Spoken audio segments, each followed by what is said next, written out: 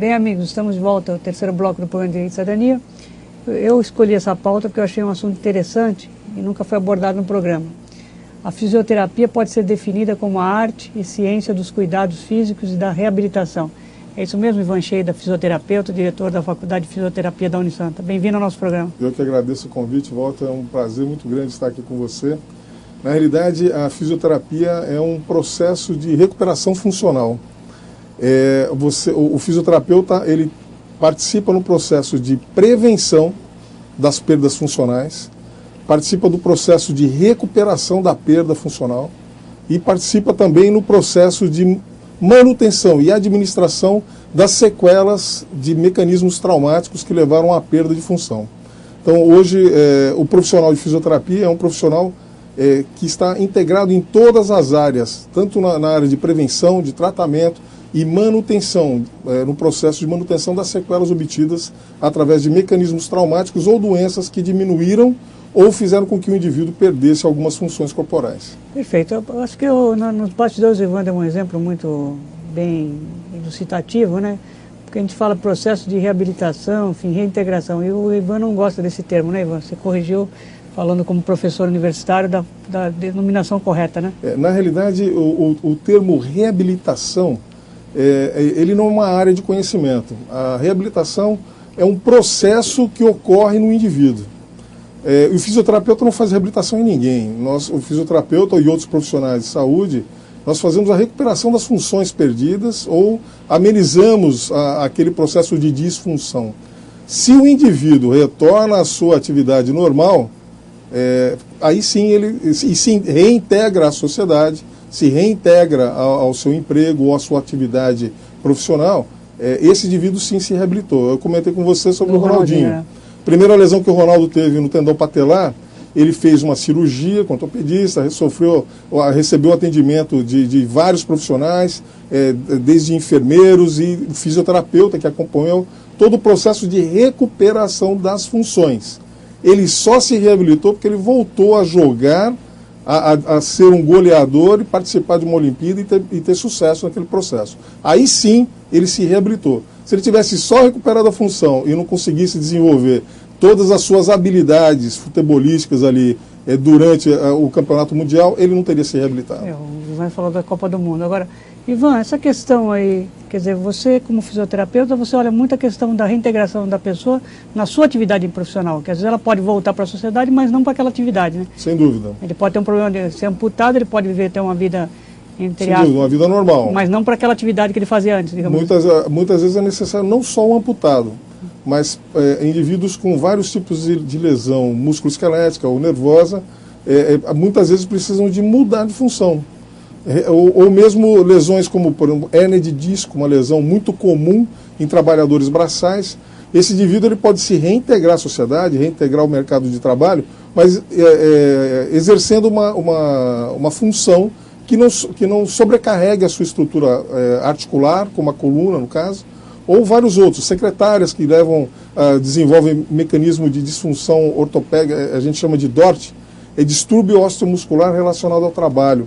Toda vez que você tem um excesso de trabalho e que provoca alguma alteração músculo-esquelética, que o pessoal chamava antes de LER, né, lesão de esforço repetitivo, ainda existe a lesão de esforço repetitivo, mas só quando ela é associada ao trabalho ela recebe a denominação de DORT, distúrbio osteomuscular relacionado ao trabalho.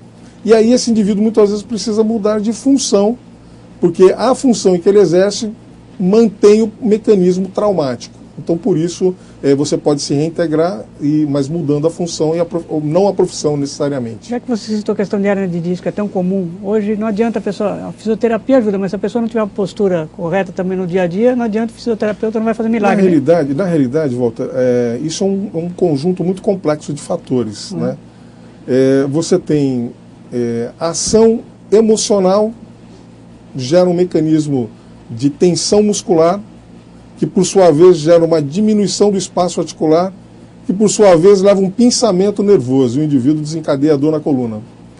Você tem ou esforços, ou o jeito que o indivíduo dorme, a forma que ele levanta e deita da cama, o tipo de colchão que ele deita, todos esses fatores se interagem, desde como eu durmo, como eu deito, as posturas que eu adoto na minha vida, tanto profissional quanto na minha vida social, meu momento de lazer e descanso, tudo isso pode provocar lesão. Não só o trabalho, não só o esforço, mas mesmo o ócio, a forma que você desenvolve o seu ócio, o seu descanso, você também pode se machucar. Às vezes a pessoa se machuca até dormindo, né? De um mau jeito, né? Sem dúvida. Uma coisa muito importante é o seguinte, a forma correta de dormir é ou de barriga para cima, que nós chamamos de decúbito dorsal. O indivíduo dormindo de barriga para cima, ele tem que ter os joelhos dobrados, com uma almofada embaixo do joelho, para retificar a coluna, e um travesseiro baixo. Ah, não consigo dormir desse jeito. Então você tem que dormir de lado, um travesseiro entre as pernas e um travesseiro da largura do seu ombro, para que você evite provocar mecanismos de acentuação das curvas da coluna. Pior forma de dormir, que a maioria das pessoas dorme, é dormir de barriga para baixo, com o braço cruzado, perna cruzada.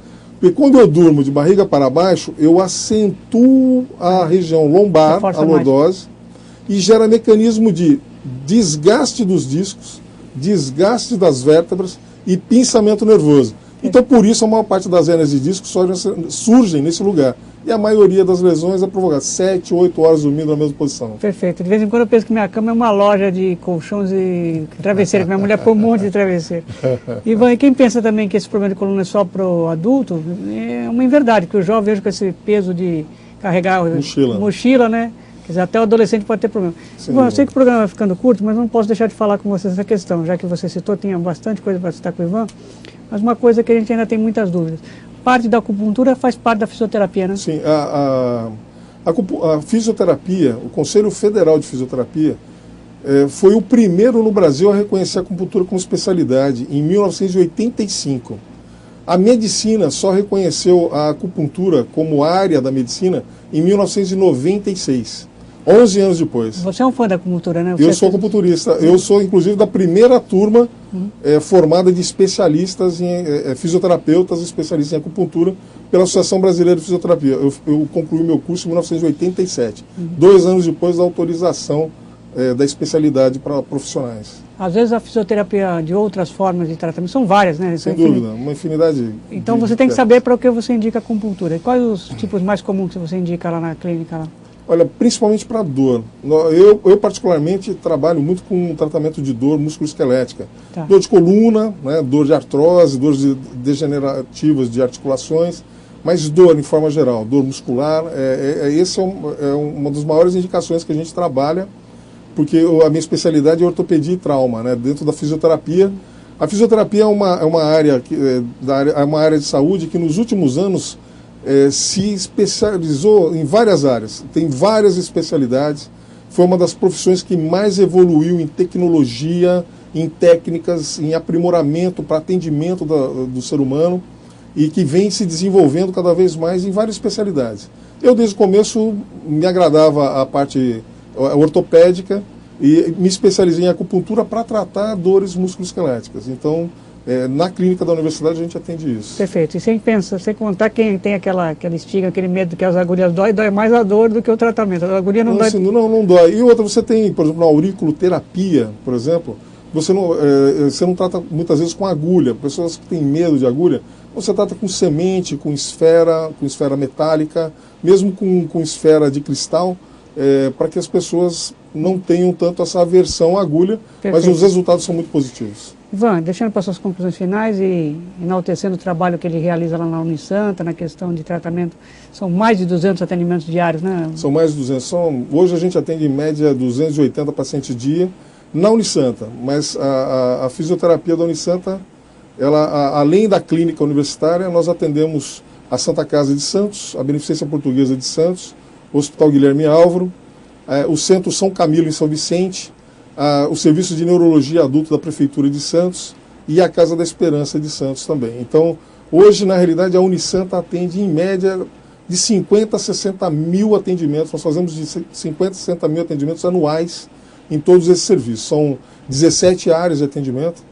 E na clínica nós temos a parte de neurologia adulto, neurologia infantil, ortopedia e trauma, acupuntura, atendimento de amputados e a parte de saúde da mulher, que é uroginecologia e obstetrícia, e a parte de dermatológica e cosmética. Ivan, nosso tempo chega ao final. Agradeço a sua participação. Eu que agradeço a oportunidade.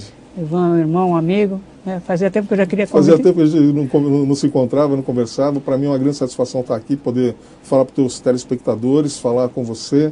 É sempre importante a gente levar algum tipo de orientação para as pessoas. Isso é fundamental dentro do processo daquilo que a gente acredita. Perfeito, até como professor. Obrigado, Ivan. Obrigado, eu. É você, nosso telespectador, infelizmente nosso tempo chega ao seu final, mas você já sabe, você tem mais direito de cidadania na internet. O programa fica por aqui. Ele é feito com carinho para você e sem juridiquês. Até o próximo programa.